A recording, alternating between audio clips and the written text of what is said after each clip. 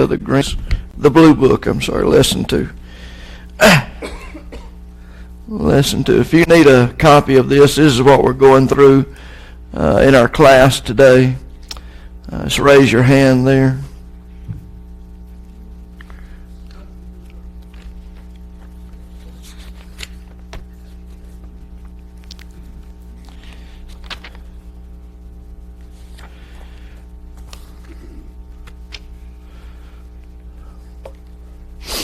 All right, thank you, man. And we're on page 5, talking about the worship of the church. We've talked about the organization, or we've talked about the church and then the organization of the church. And now we're talking about the worship of the church. The worship of the church. And so we're going to look at Acts 20, verse 7. Acts 20, verse 7. So somebody turn over there and read that for us, please. Acts 20, and let's read verse 6 and 7, please.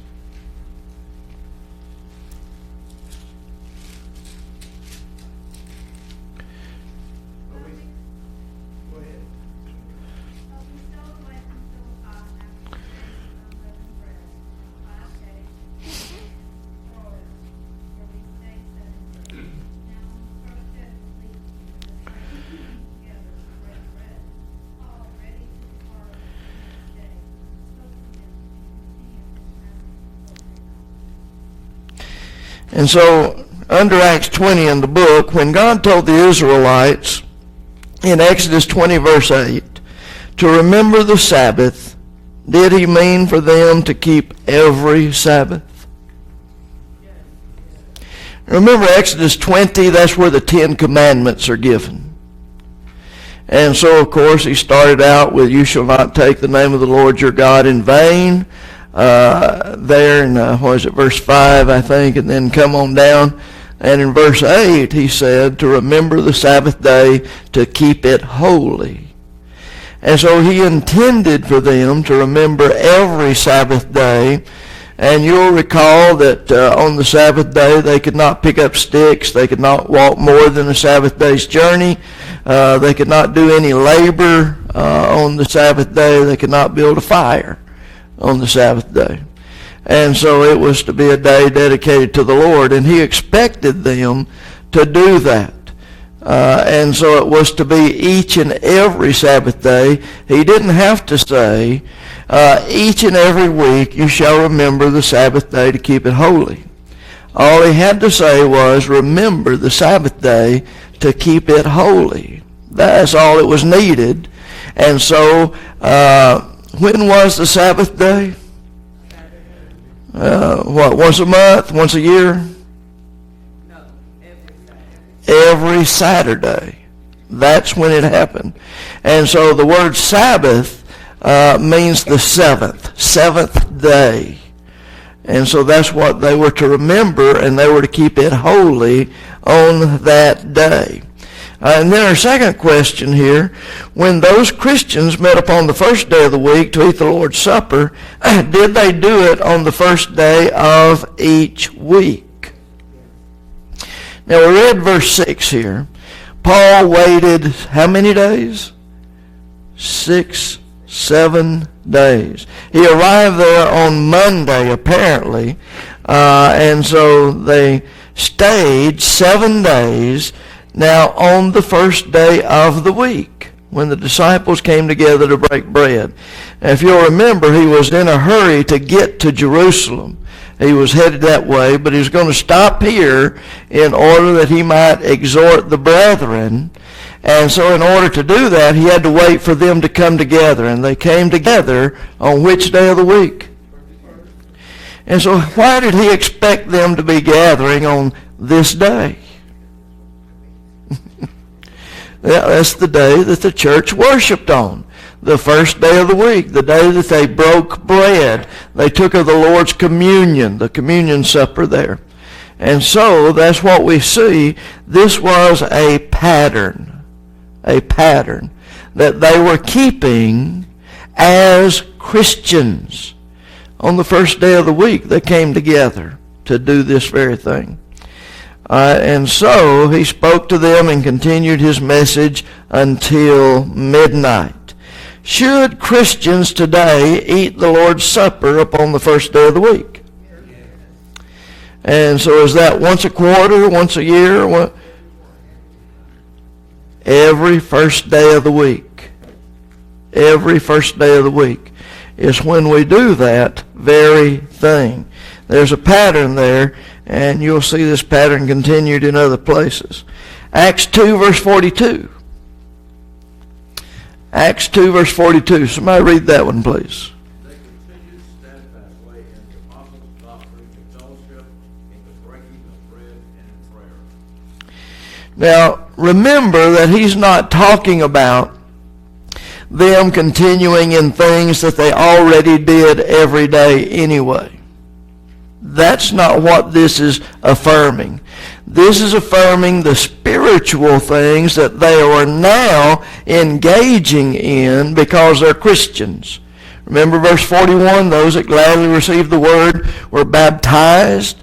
And so now they're Christians, and these Christians are continuing in something that's different than what they used to do before they were baptized.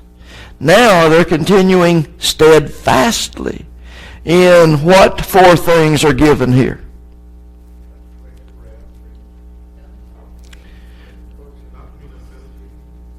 Yeah, the apostles' doctrine, the fellowship, that is the Christian assembling, and in the breaking of bread, that is the communion.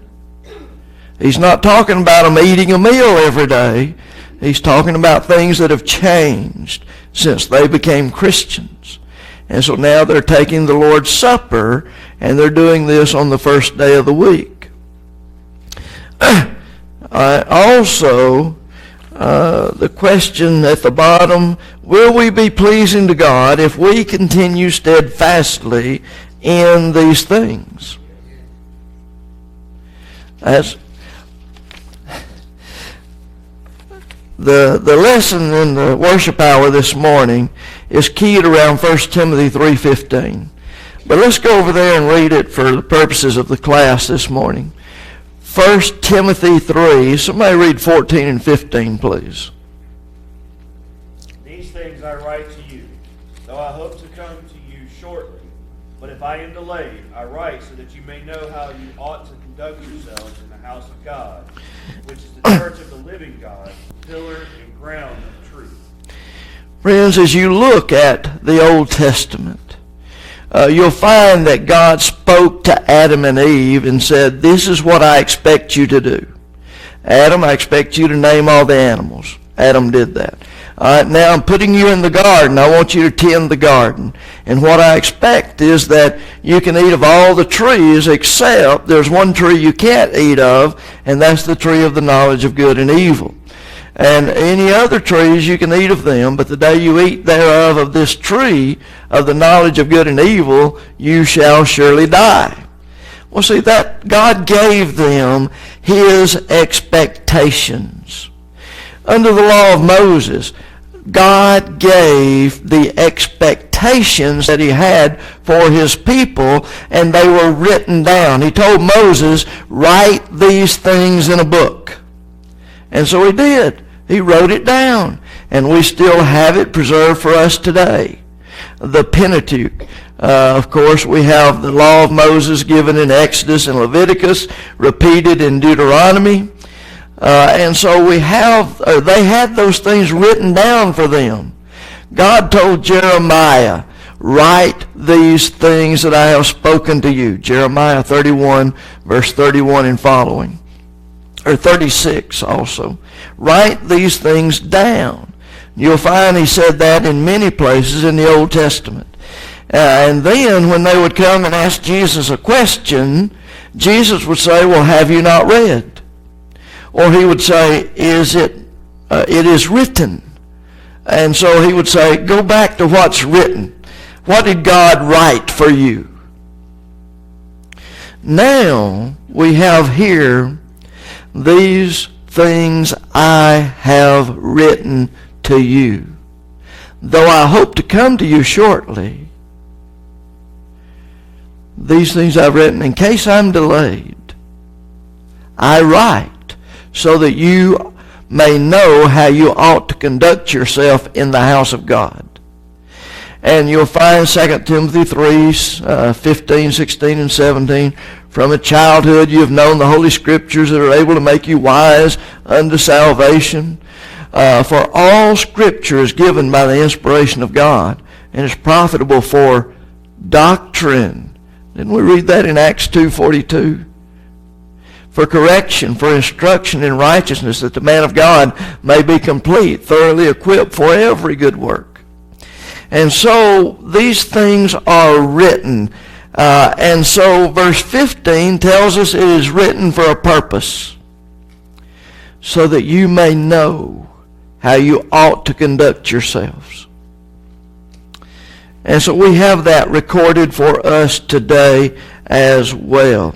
And so when we read these things, like Acts 20 verse 7, Acts 2:42, these things are written so that we may know how we ought to conduct ourselves in the house of God. 1 Corinthians 16 verse 1 and 2 now. 1 Corinthians 16 verse 1 and 2. Somebody read that, please. Now concerning the collection of the saints, as I have given order to the churches of Galatia, even so do ye. Upon the first day of the week, every one of you lay by him a store, as God has promised him, that there be no death for his God. Was this a commandment? And was it just for the Christians at Corinth? Who else did he give commandment to? The churches of Galatia, right? We see a pattern. There's a pattern. Paul said, where was that? Romans 4:17? No, that's not right. I teach the same thing in every church. There we go. Thank you, Albert. 1 Corinthians 4:17. I teach the same thing in every church. And so if he gave the commandment to the churches of Galatia, he gave the commandment to the church at Corinth, he gave this also to the church at Ephesus, the church at Philippi, the churches of Colossae, all the different churches. He's given the same commandments to. So here we see that it is a commandment. Is it God's will that we give as we have been prospered? That's right. And so I was reminded Friday, you can't outgive God. You can't do that.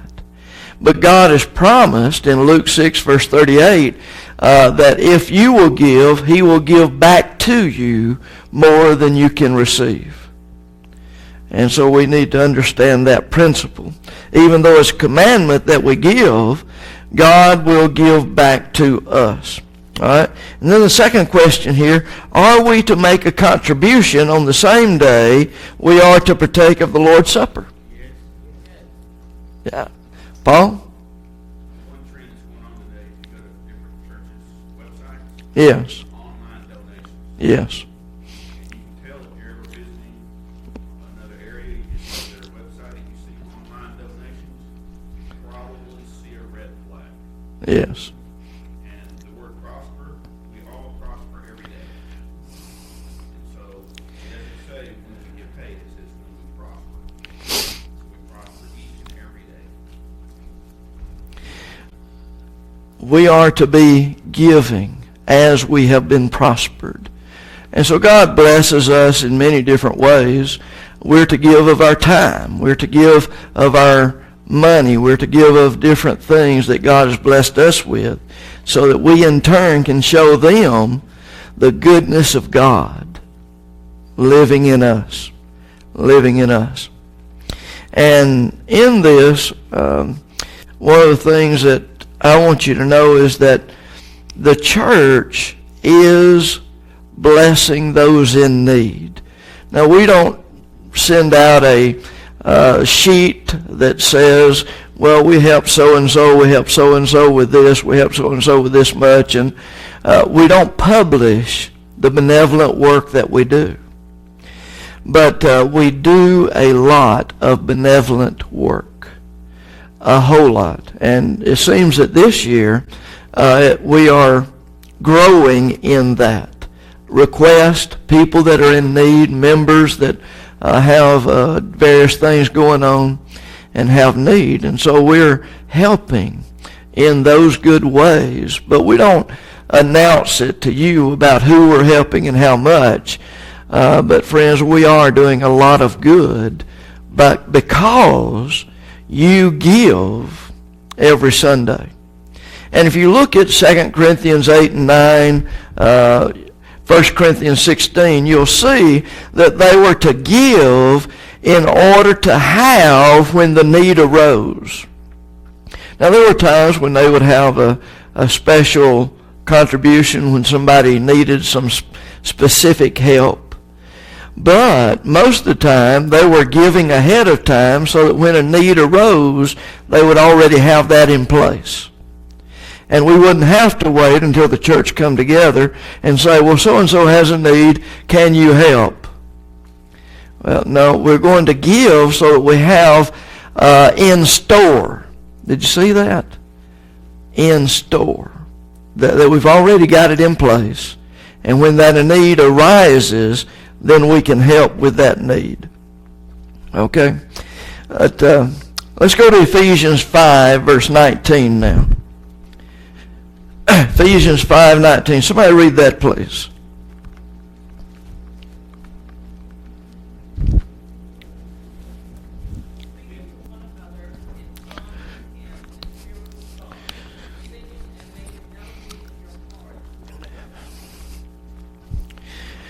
We're going to talk some more about this in the worship hour.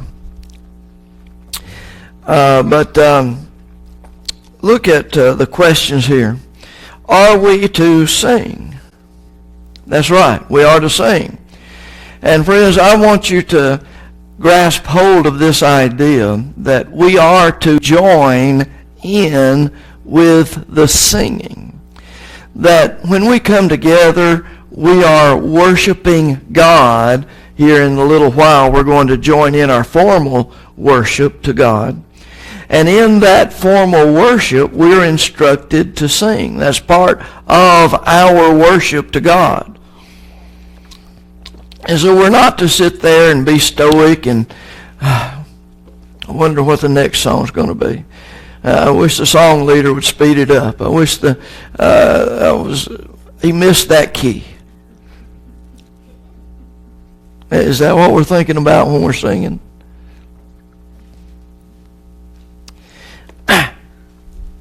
Had someone, and this was someone that was new to the church, and she said that song leader that y'all had just doesn't inspire me to worship. Friends, that's got it turned around backwards. Out in the islands, often I would help lead singing. But it's because we don't have trained song leaders out in the islands in many places. Robert would often lead singing out there in the islands. And like I said, we don't have people who are practiced at it, and they need an example.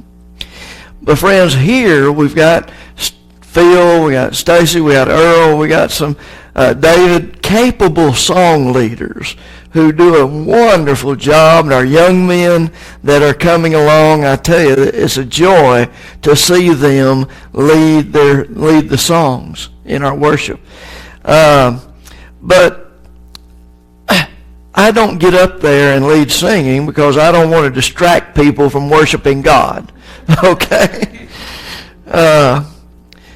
But I know you. If there came a time that, Phil and David and Earl were sick, Stacy wasn't here, and I needed to lead singing, that you would sing with the same attention and the same enthusiasm, even though it was way off key, as you did any other time. Because you have come to offer your worship to God. You didn't come to be entertained by the song leader. You didn't come to be,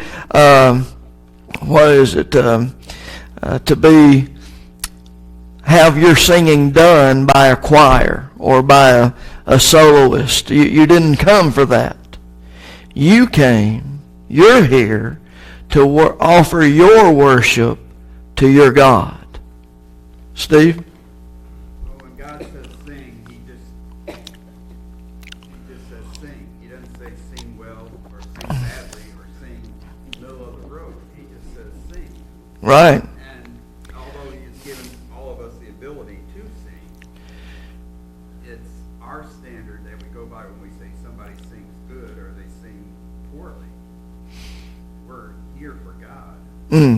Our singing is for God. God has to be the one that says this is good singing or bad singing. But he just says sing. So And he doesn't worry about the outward, because, I couldn't carry a tune in a bucket. But, we know that. yeah, thank you. So we appreciate But we often quote Psalms, make a joyful noise unto the Lord, right?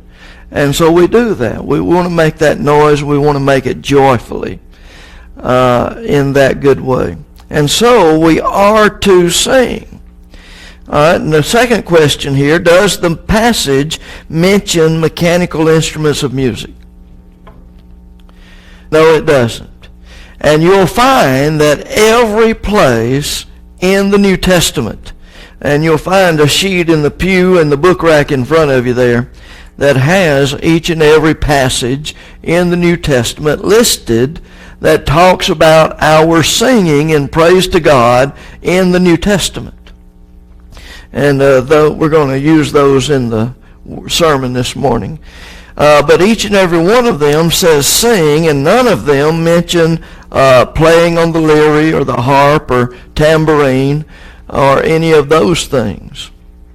And it only mentions singing in our worship in the church. Church historians tell us that the followers of Christ did not use mechanical instruments of music in their worship for hundreds of years after the church was established, after Christ. And friends, if you look at, there's some debate. There was one that was brought into a church. It was donated by King Pepin, and it was donated in 672, I think. And they brought it in and started using it, and it caused so much trouble they took it back out. Then in about the year 1052, the Greek Orthodox split away from the Catholic Church because the Catholic was beginning to use some instruments of music in the worship. And so the Greek Orthodox said no. But in 1300s, a Catholic scholar by the name Thomas Aquinas, he said, we don't use instruments of music in the worship. And so it still wasn't a common practice, even in the 1300s. And it wasn't until the 15 and 1600s, really the 1600s, that it began to become popular in denominations. If you read John Calvin, Martin Luther, John Wesley, all of these opposed mechanical instruments of music in the worship. And those were the people who started denominations. And so they opposed it.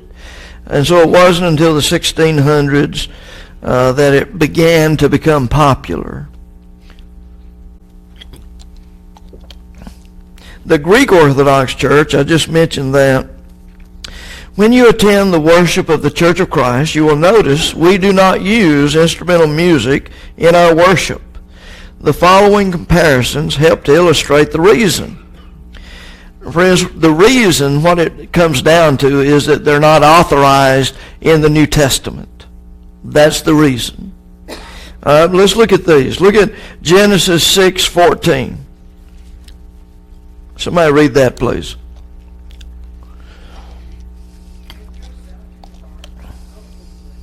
Make rooms in the heart and cover it inside and outside with pitch. With all the rain that we've been having, I've been joking, I mentioned this last week, that maybe we need to find some gopher wood. But it seems that that's the pattern we're in right now. All right, so God told Noah to make an ark and to make it of what kind of wood? Some have suggested this might be cypress, but the fact is we just don't know what kind of wood gopher wood is. Maybe it was oak. I don't know. Would Noah have sinned if he had built the ark of metal or mud? Why? God said use gopher wood.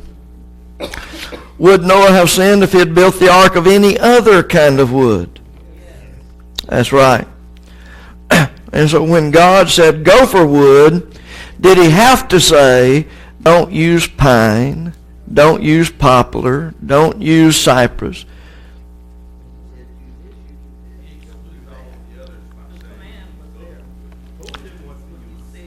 And that's the concept, okay? God doesn't have to say, don't use this, don't use this, don't use this for every other kind of wood.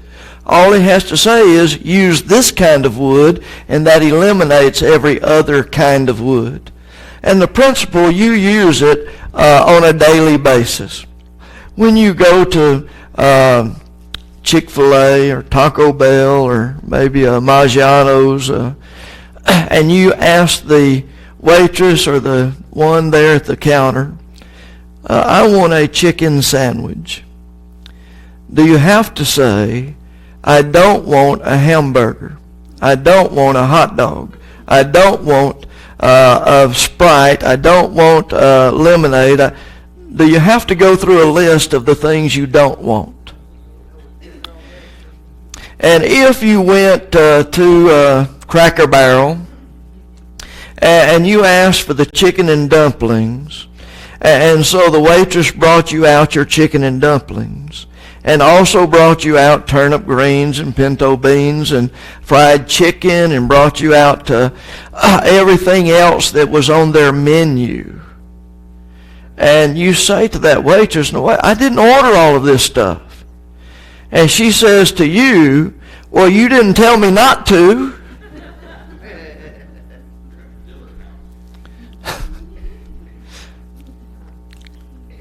You see, we operate every day on what is called the law of exclusion. I don't have to tell you I don't want the fried chicken. I don't have to tell you I don't want a hamburger.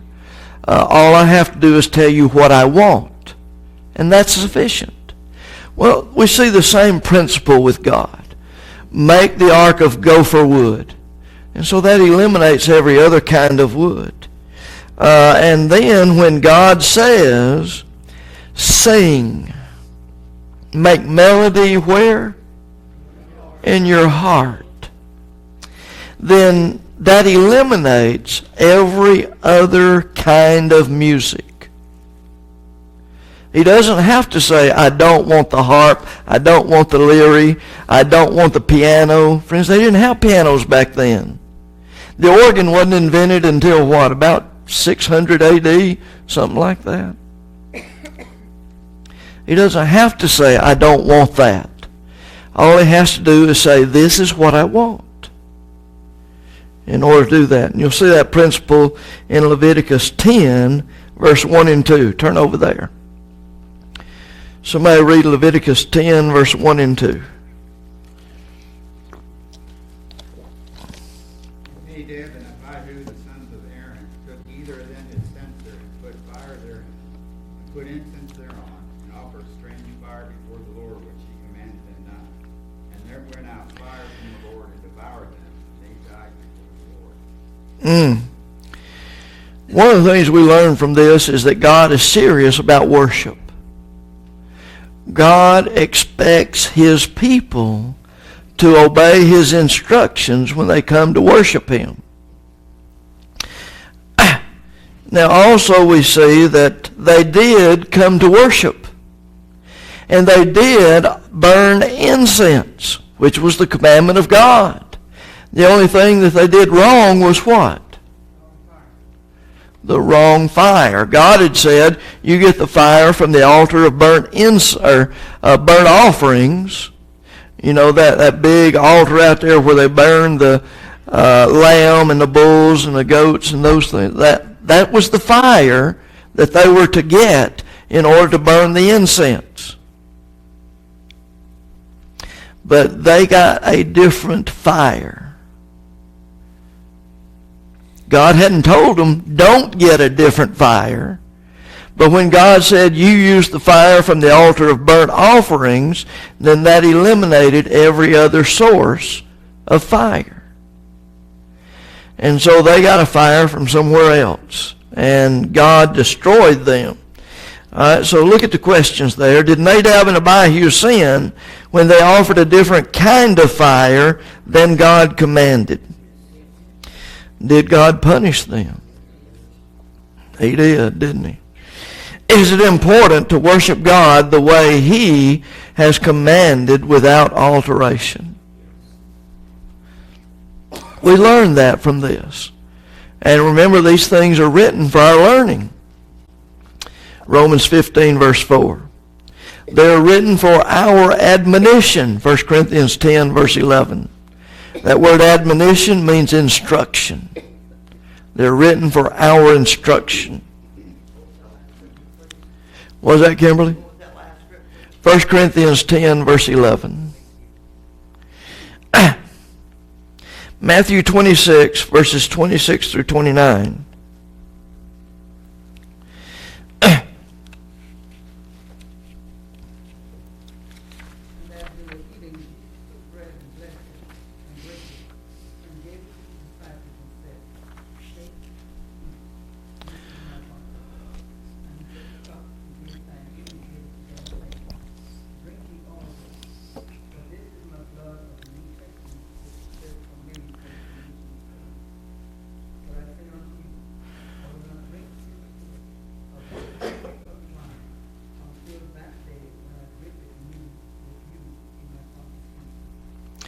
Miss Barbara, do you put anything on your toast like jam or jelly or preserves? What do you prefer? That jelly? Grape jelly. Okay, and so wouldn't it make our unleavened bread taste a little better for you to put grape jelly on it? Well, yes, it does. But I like it. Max got on to me last week. I was telling about the family that was taking the Lord's Supper on Thursday night, and they were using Triscuit. And so Max said the point was, he asked them, well, why are you using Triscuits? And they said, we like it. We like it. Well, you know, I like a good old double quarter pounder. What could we use that? Why not? Pam? He didn't mention taste, did he? That's a good point. God didn't mention how it tastes to you when we're doing this. All right, and so would it be sin to put jam on the bread to improve the taste? Would it be a sin to add vitamin tonic? You know, now people love these power drinks. Have you noticed that? Especially the young people, right? They go around drinking these Monster. All it is just a bunch of caffeine with sugar. You know, that's what it is. But would it be okay to use power drinks instead of grape juice? Fruit of the vine. Kelly? The example of like the art, and you're saying it's shown as logic, and it baffles me that people can be logical and everything in their life and say, this isn't fair, this doesn't make sense, here's how it goes, and then when it comes to religion, oh, that's not what it means. And it's kind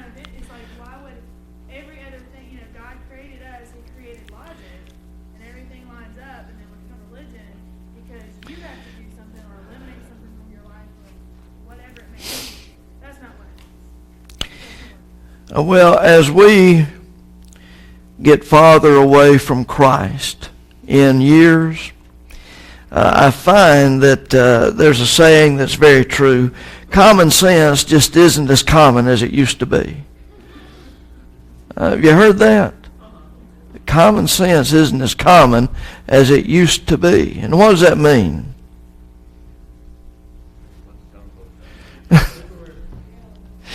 But what it boils down to is I want what I want, and I want it now, I want it my way, and don't you tell me no. That's what it boils down to. Indeed. Pam?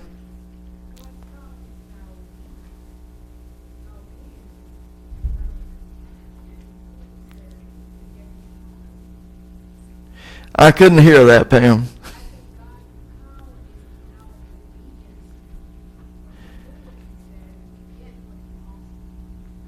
All right, so God's power is our obedience to Him. I'm still not getting what you said, Pam. His power to us is our obedience to Him. Well, our obedience doesn't affect God's power. So I'm still not understanding what you're saying. Okay? I'm sorry. But Paul? Say it differently. All of God's creatures He gave only to the power of choice. Mankind and the angels. The reason we have the power of choice is because if we make the right choice, it shows that we love God. If we make the wrong choice, it shows that we love ourselves. So this choice that we make, that's why I said a minute ago, this is about selfishness. Because is it what we want or is it what God wants? And a good example of that is Cain and Abel. They have it about you. Yeah. They were commanded to worship. They had the right spirit to worship. They didn't worship the correct way. They worshiped their own way. And their That's right. choice demonstrated that they did not have the proper love for God. Exactly right. Somebody back here had a hand up. All right. Thank you for that, Paul. Brother Harry? It seems strange that people would accept and use common sense in so many things, but that's not true. It's religion. I mean, it isn't. We become what we're taught and what we associate with. And there is a way that seems right to a man, but that's not correct. Mm. Yeah, punishment. But still, they're persuaded that it's okay because they're taught that from the pulpit. They taught that all their life, their mom and daddy. You know, my grandmother was a faithful Baptist and a great person and cared for the sick, cared for infants in her home. But she was a faithful person in Baptist church. You know, sweet as could be. You would think it ain't. Mm. She is. God, judgment lets my grandmother in. I'm going to be absolutely not delighted. But that's not my choice. That's not what the book says. You understand what I'm saying? Yes, sir. God's in charge. She hears you, you know.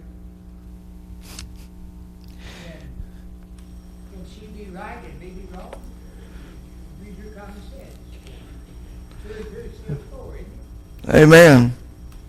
Amen. Doing it God's way. That's what's important. All right. So we want to please Him in our worship. All right. So Stacy, if you want to pick this up there next week,